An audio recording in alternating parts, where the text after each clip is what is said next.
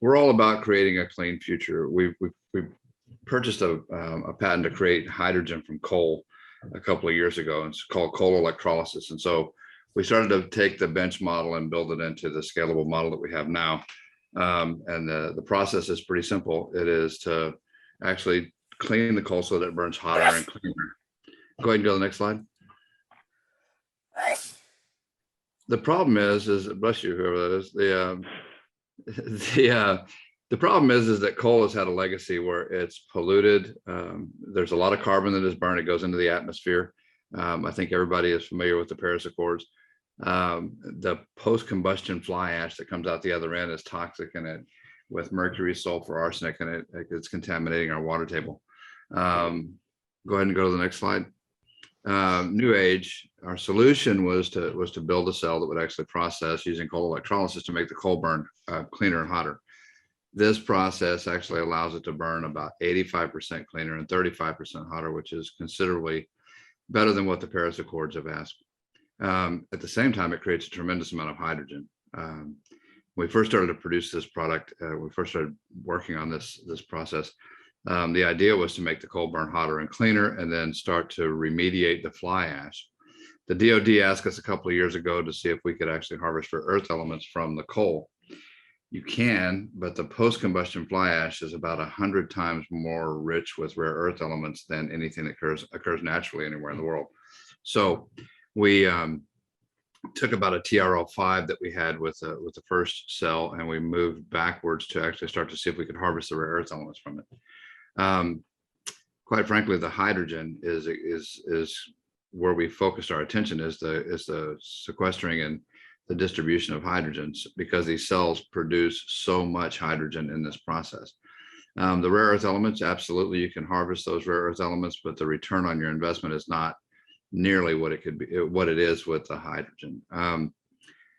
The other part of that is that there's a huge shortage of fly ash that can be used in the cement industry to make concrete. They approached us last year, first part of this year, to see if we could actually reconstitute the fly ash so that they could actually use it in the cement process. That also creates a tremendous amount of hydrogen. I'm going to go to the next slide. The processes and the hydrogen market is coming online in a big way. Airbus committed to 2030. I think all of the airplanes running on hydrogen.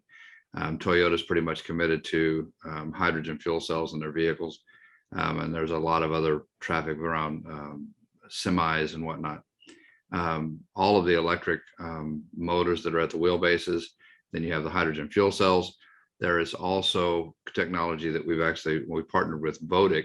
Bodic Labs actually has the hydrogen combustion components.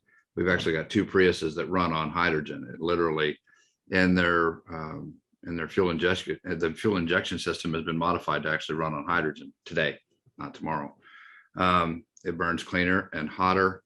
And so we've really been focused on this hydrogen market. Go ahead and go to the next slide.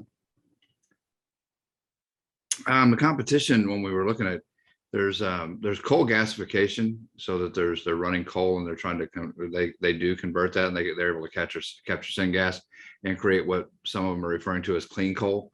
Our clean coal product is been trademarked as Hydrocarbon Plus, and it is for a power plant. Where you see me in my background, I typically don't change my background. I'm actually in an Airbnb here in Central Texas. And our first plant is to be built right down the road. This is it's the newest, most sophisticated coal-fired plant in the country, if not in the world. And being able to clean their coal and clean the fly ash that's in Texas. Texas is the second largest polluter of fly ash in the country, second only to Illinois. There's a tremendous amount of fly ash there that is contaminating the water tables. Being able to take that fly ash and then removing the arsenic, the mercury, the sulfur, and all those things from it, that is part of that coal electrolytic process. By recharging that fly ash and sending it to the cement industry, basically all of those things are encapsulated into the concrete once it's dry. So the EPA is good with that. I'm good with it. It actually gives us a better product than what we have out here that are contaminating the aquifers that we're sitting on top of. It's the same problem worldwide, right? The post-combustion fly ash is a water problem. Um, coal is a tremendous resource if it's used properly. Our objective, go ahead and go, the competitors that we had there, quite frankly, Shara and some of these guys, we considered them as competition, but really they're partners in this thing, because most of those guys are moving fly ash from one unlined facility to a lined facility. And so if we capture that in the middle and we actually partner with them, we can create hydrogen and we can remove and remediate a lot of those things in the process. Go ahead and go to the next slide. I'm not even going to go into the market potential. I know, because we only got a few minutes, but the market potential is huge with hydrogen across the place. Go ahead and go to the next slide. The business model is pretty simple. I mean, we're right now, we have we've basically self-funded everything up to a certain point. I think last year we started a friends and family round. We started selling shares at like 50 cents a share with a safe agreement that had a debt instrument attached to it. And we're about to finalize that literally in the next couple of days. We do have a term sheet in-house that to build this first plant. It's 100% funded at about $500 million to build that plant. And it's fairly sophisticated. However, there's still sorry, Mike, 30 seconds. Okay. Yeah. Good Lord, that was fast. Go to the next one. Anyway, look, we've got a phenomenal team behind us. We built a really phenomenal C-suite. We're strong in ESG. We are looking for private investment capital. There's a lot of different opportunities that are involved in this thing. That's why I was saying it's that 5-minute pitch is really hard. But I am open for questions. All right, fantastic. Whoever has questions, feel free to ask. Yes, a quick question here, Andrea Rotterdam. So what is the positive early traction that the company has achieved so far? Well, the original processes that you had with with gasification and then with coal electrolysis, we've reached out and had some really positive feedback, and working with people in the South African Union. We've had some really positive feedback from the folks at the DOE. We've had very positive feedback from the National North American Coal and a lot of different coal associations to keep this thing moving so that we can keep those people employed. We've had more, I think, interest in Central Texas and the Navajo Nation, because there are huge environmental problems that we're addressing while we're creating jobs and kind of turning up, making people live a cleaner, better life. Do you have historical data? I mean, how long is the historical data on the metrics on the operations of your system? Everything right now has been based on coal electrolysis. There's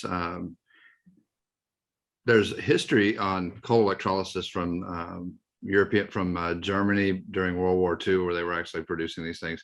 In the 70s and 80s, Coffin and Farouk were actually pushing along the coal electrolysis piece until about 2018, when the nanotechnologies or the nano alloys came available. And that's why we partnered with Vodic, so they can actually do a nano platinum alloy. Now it makes this process actually commercially viable.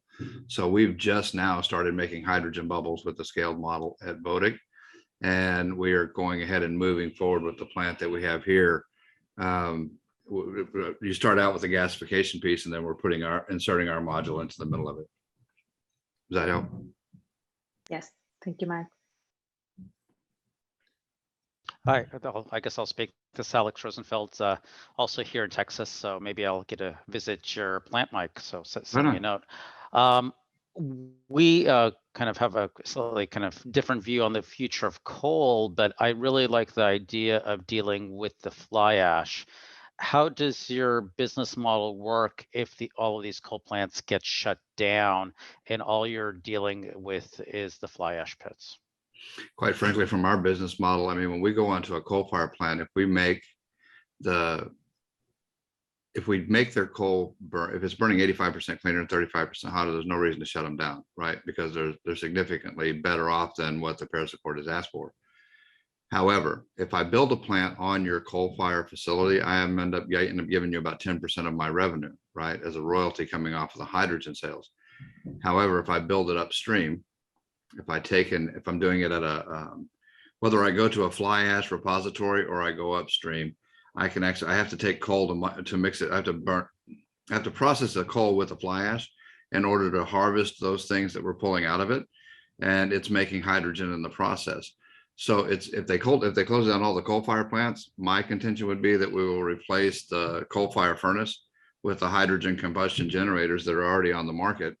And actually we'll be sending the hydrogen to that plant and use that as a combustible material. That'll be the energy vector instead of coal. And you Yeah, get I'd be more than interested. one, you get more than one pass on the coal actually to make hydrogen. You can actually run it back 3 or 4 times. Go ahead, I'm sorry. Yeah, I'd be interested more in that reuse model. And let's talk separately about what's happening beyond the Paris Accords and the net zero goals, which are going to would ultimately shut down a lot of the coal if most countries follow them. But interesting to see what you can do on the remediation. Thank you. Sure, thank you. Quick question, just to follow up on the hydrogen side. The thing that I missed, and maybe it was in there, I missed it, is I mean, it's great to use the coal. It's great to maintain employment for a portion of that workforce. But how competitive is this source of hydrogen going to be with other sources of hydrogen? It's great to be able to make it, but it's got to be competitive from a Very competitive. Coal electrolysis actually is about 1/3 of the energy necessary compared to gasification or any other processes that are making hydrogen. Even water electrolysis, you still have to use electricity that's coming from somewhere. You're still having to use gas if you use natural gas. When you look at what we're doing, because of the process, the coal electrolysis process, it is again about 1/3 of the energy required to create the same amount of energy, the same amount of hydrogen. It seems to me that your competition is not so much other coal-related industries as much as the hydrogen, the emerging global hydrogen industry as a whole. Yeah, I think as long as we stay focused on the remediation aspect of this, like what Alexander was talking about, the cement industry, because a lot of the cement industry, whether people know it or not, they actually burn coal to process and make cement. And so for every ton of cement that you see coming out of there, they emit a ton of CO2 into the atmosphere. If I reduce that by 80%, that's significant. And, regardless of what we do in the United States, quite frankly, if China's going to build 1,100, coal-fired plants in the next 2 or 3 years, a good example is if 80% of the coal coming from Australia goes to China, if I were to process all of the coal in Australia before it gets shipped, I'm reducing their shipping by 25%. And then we affect the global footprint for carbon in a significant way, just in a couple of years. So, I mean, it's a very, very, very significant proposition, regardless of what we do with the coal power plants in the United States. I know that the cement plants, it also gives us a distribution point for the hydrogen. And that's our next phase, quite frankly, is to actually use those cement plants. It's a modular construction so that you're using it at the cement plants. And there's about 400 places around major metropolitan areas. So we can actually distribute hydrogen pretty readily just in the next 3 or 4 or 5 years. How much more time do we have for questions? Yeah, go ahead, Judy. It's fine. Okay. Hi, everybody. This is Judy with Energy Foundry. Thanks for your presentation. My question is, it wasn't clear to me what the breakthrough or unique aspect of your technology is compared with other technologies that are trying to clean coal. And then related to that is, if we're looking at a global perspective, coal from different places is slightly different. And so how flexible is your technology to support different chemistries in coal?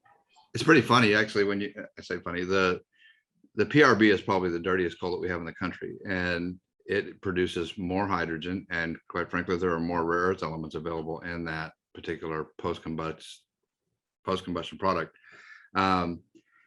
Same thing is going to happen everywhere. I mean, coal is what it is, right? It's plant-based carbon.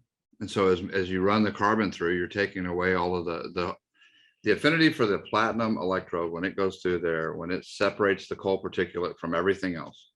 All of those other things stay in solution. And then sequestering those things and then distributing them and monetizing those elements is actually not that difficult.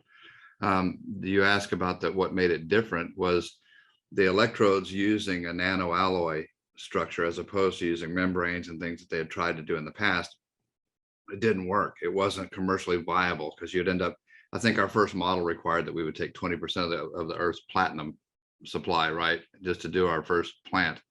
By the time we went through this thing and did the nanoalloys, it was definitely commercially viable, not to mention that the electrodes and whatnot lasted like 10 times as long. So yeah, there's been a lot of, just in the last, since 2018, there's been a tremendous move in-house, working with Vodik, because that's what they do. Vicon is a nano alloy, it's a nano steel technology, and then mixing the platinum salts in there just allowed us to do some things that we haven't been able to do before. Thanks. That work? Thanks. I appreciate you guys. It's it's exciting. There's a lot of really cool stuff that's happening. I'm more excited about what we're able to do for people. The technology has pretty much proven itself at this point. Now it's just a matter of deploying it is really what it amounts to. So if anybody's interested, we're certainly available to talk.